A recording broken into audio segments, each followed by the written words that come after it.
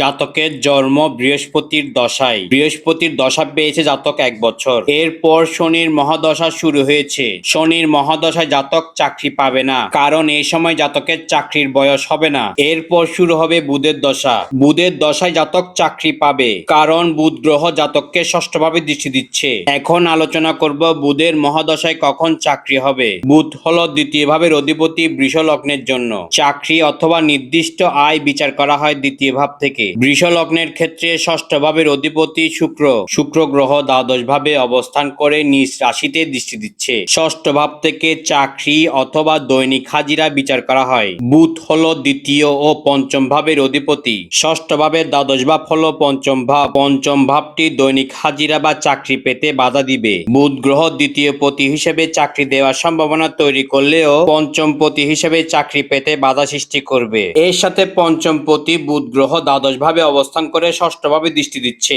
আমরা জানি দ্বাদশ ভাব হলো বাধা বা বিলম্ব, সুতরাং বুধের অন্তর্দশায় জাতক চাকরি পাবে না।